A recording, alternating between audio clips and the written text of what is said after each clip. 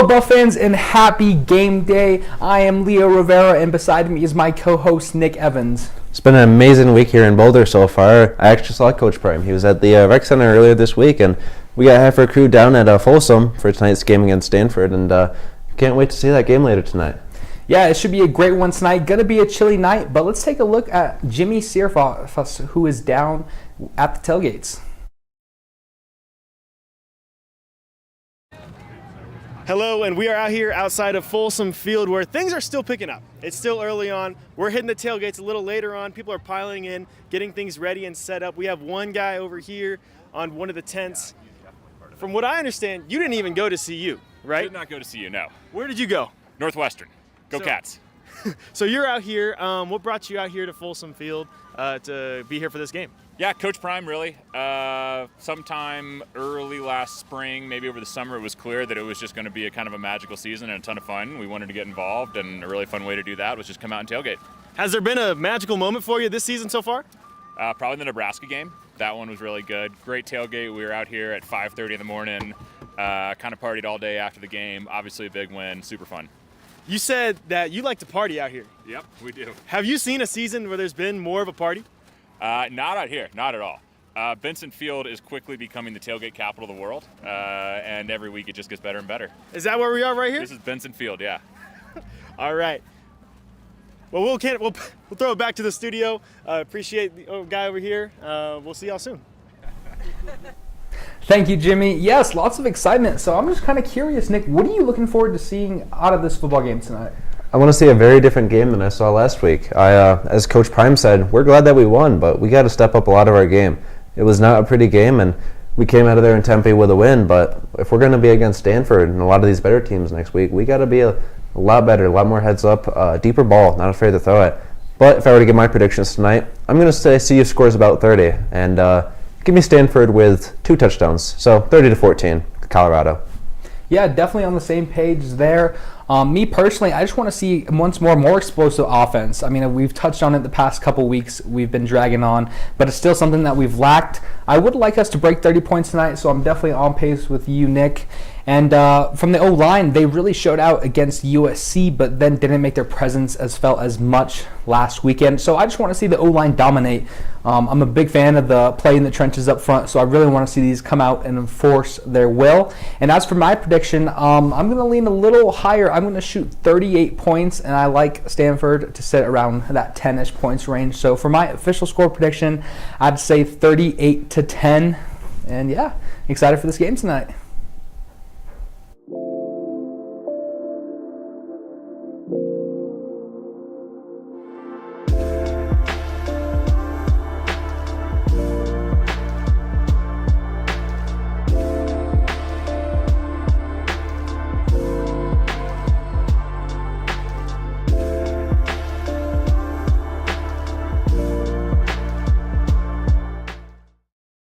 Alejandro Mata was the hero for the Buffaloes last Saturday night after Arizona State tied the game with 50 seconds left in the fourth quarter. Shedeur Sanders was able to drive the team down to the 38-yard line in only seconds, reminiscent of the Colorado State game a few nights ago.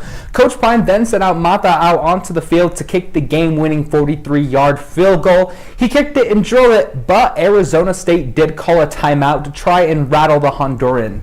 After the timeout, Mata trotted onto the field for a second time and nailed the kick, winning the game for his squad. On the pregame show, Mata walked us through his mindset during the kick. Mata has been perfect when kicking field goals this year and has hit 10-point after attempts.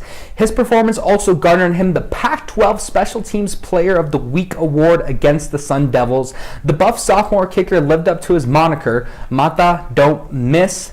And now we're going to look into some Buffs film room. Thanks, guys. Welcome into the Buffs film room. Today we got another edition of some Sean Lewis fun on the goal line. Like I was saying last week, when you're in the red zone, the room you have to work with goes from a lot and shrinks down to a little. So you got to get creative to get your playmakers the ball and to get into the end zone. Now you see here we got a bit of an old school formation, double tight end, 2 wings, and a tailback. Now the thing with this formation is the personnel is a little wonky. Hankerson's back here, that's normal. Harrison's over here at tight end, that's normal. Where it starts to get funky with Sean Lewis is you got Xavier Weaver, the wide receiver, lined up as a wing. You got Bishop Thomas, the big D tackle, lined up as the other wing. And then here you got 99 Shane Cokes, another defensive lineman, tucked in at that left tight end. So now what we're going to get here is the two big guys, Thomas and Cokes. They're going to lead block over here, double team this outside guy. Left tackle, licked in hand, he's going to chip this guy, reach the second level, and Xavier Weaver's going to get a handoff and come around up this way. Now the big thing here is this Arizona State defender does not have to get blocked. He just has to get chipped because Weaver's fast enough to get around him. So that lets Lichtenhand get to the second level and block the guys who actually have a threat of stopping this play. Hankerson back here, he's just going to run a misdirection off to the right side, try and distract some linebackers. So now if we let it run here,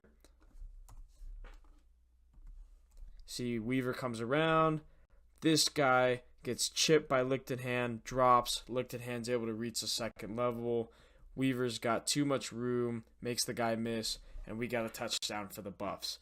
I love seeing what Sean Lewis is able to cook up every week on the goal line for the Buffs. I feel like it just gets more fun and more fun as the weeks go on to see what he does next week. Back to you guys. Well, it's play of the week time. It's time to throw up your shadors because it's once again that perfect timing for play of the week. We asked you on Twitter which of these plays was the very best of this week. Was it this 16-yard touchdown scamper by Shador just before the half to tie things up as 14 against ASU? Just this was just such an explosive play from Shador, being able to get in the end zone and bring some excitement for the team. Gotta love it. Gotta love seeing your quarterback do that. Had a lot of people mad that he did the Shador after that one, but if you don't want him doing it, don't let him get into your end zone. Let him score. Yeah. So was it this emphatic spike by the volleyball team's Lexi Hadrich in their Sunday dub against Oregon State? Got up there, man. Again, it just shows the talent in our sports here at CU. Very impressive play. Very versatile and versatile just like the players. I loved watching that game against Oregon there. Was it this otherworldly clutch throw and catch from Shador to Javon Antonio in crunch time to set the Buffs up perfectly? Yeah, this play, I mean, watching it live, it was just electric, beautifully designed, great deep ball by Shador as he's done all season, just dropped it right in there perfectly. I was at a concert. I saw a notification about it. I didn't see the play, but I think that one has my vote, definitely. Or lastly, was it this kick from Alejandro Mata after he was already frozen, puts up at Colorado, avoids overtime, and we get out of there in Tempe with a win? That was definitely my vote. Big play by Mata to come out and be clutch. And he's been amazing for us while stepping in this year, and just can't wait to keep watching him ball out. Got ice in the veins, and you know he's going to get cheered on tonight at the Cardinal game. It's going to be electric there, and Mata definitely deserves all that love.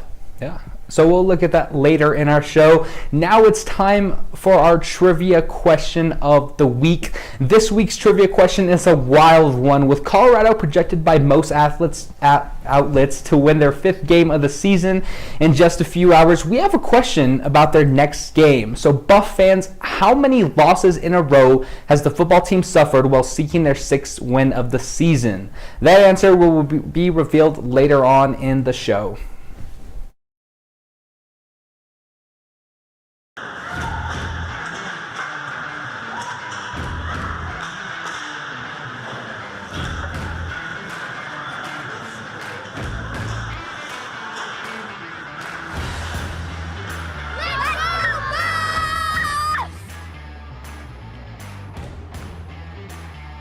Go Buffs!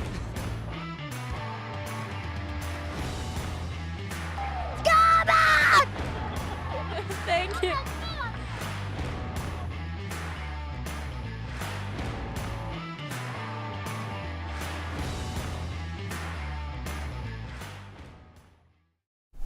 With basketball season around the corner, the Pac-12 released their preseason all-conference teams, with KJ Simpson and Tristan DeSilva receiving first-team honors while highly touted freshman Cody Williams received an honorable mention. Of the three, Williams is the only Buff to receive the award for the first time. The Buffalo's scoring and assist leaders from last season, on the other hand, both improved their placements from last year. De Silva moved up from second team, while Simpson shed his honorable mention, being awarded the real deal. Now, having potentially two of the top 10 players in the Pac-12, the Black and Gold are set up well for their final push for the Pac-12 trophy. Hey, speaking of men's basketball, the Pac-12 men's media basketball poll has been released, and Colorado fans can feel conflicted about our spot in the rankings. Colorado is ranked 5th behind schools such as Oregon, which many feel the Buff squad is superior to. However, given the up-and-down nature of last season, some feel that a top 5 prediction is nothing to scoff about. The Buffs are looking forward to production from star players such as Tristan De Silva and Cody Williams to propel the team to success. The Buffs open up their season with an exhibition game against Metro State Roadrunners on October 28th here in Boulder. The Colorado women's basketball team is more than ready for the upcoming season with 4 returning players from the Sweet 16 NCAA March Madness tournament just a year ago. And 4 of these ladies received Pac-12 honors as well, with preseason awards coming out recently.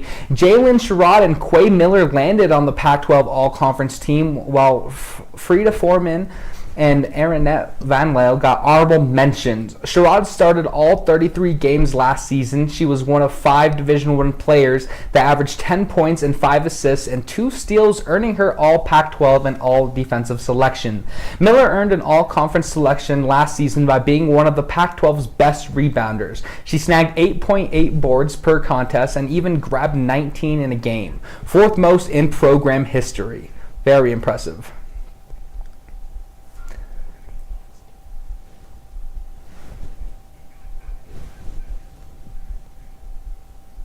Time for some volleyball. The Colorado Buffaloes took on the Oregon State Beavers Sunday afternoon.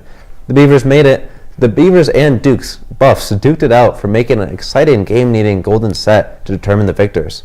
The Buffs dropped the first set but came back to win the next 2, ultimately dropping the last set. The Buffs were on a mission. Going into the golden set, Sky Howard led the team with the most blocks, along with her game-winning block against Taylor Simpson. The Buffs took this game in the golden set.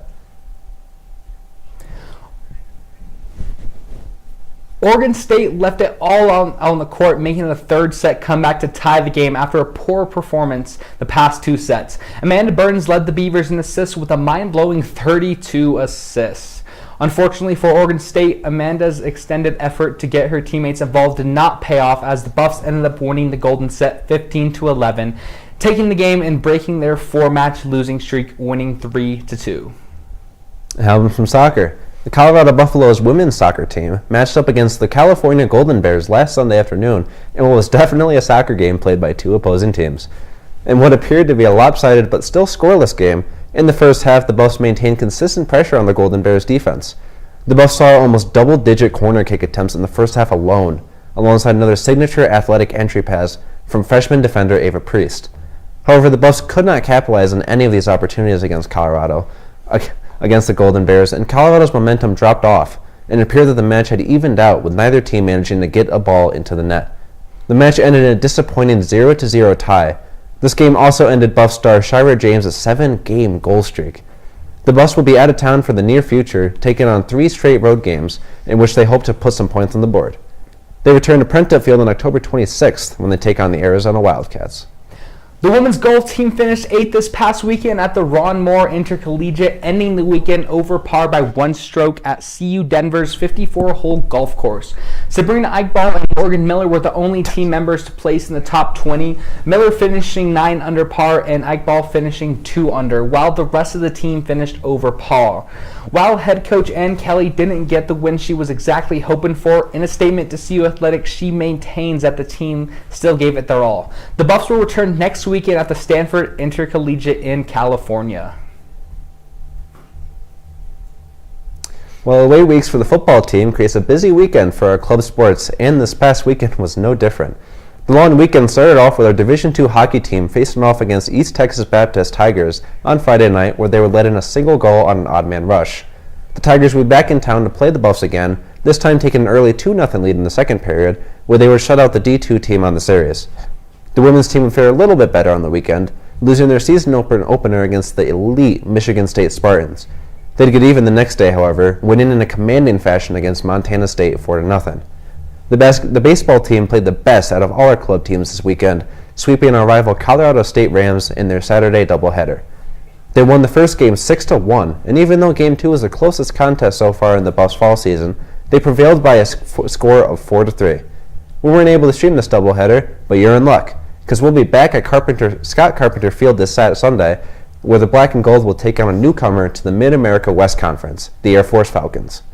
Those games will be live on our YouTube at 12 and 3 p.m. respectively. That is Mountain Time, of course. And don't miss it. This will be the last baseball that CU plays in Boulder until the spring. And finally, we got some club soccer action over the weekend, with our men's white team dismantling Regis 7-0 on Saturday. Whew. Our women's gold team in a 1-1 draw with the CSU Rams later that afternoon. Who's the biggest Bob fan here? Me! That guy. School bus! Go bus, baby! We're all about the bus! School bus! They can't contain us. We're the best. We can't be stopped. School bus!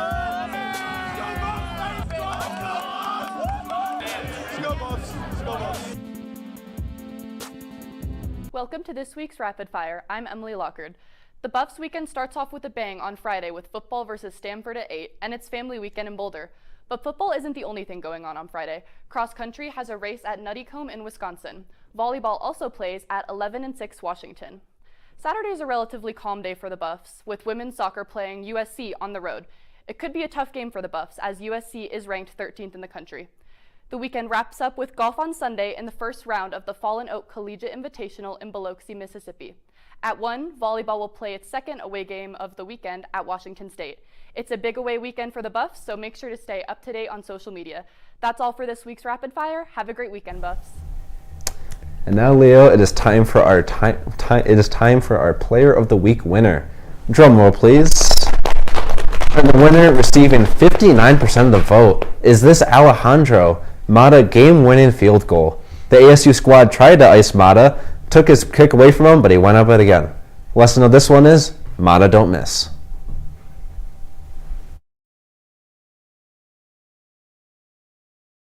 Buff fans, it's time to answer the question that has no doubt had you all on the edge of your seats. Earlier in the show, we asked you how many losses in a row have the football team suffered while seeking their 6th win of the season. Let's get another drum roll, please.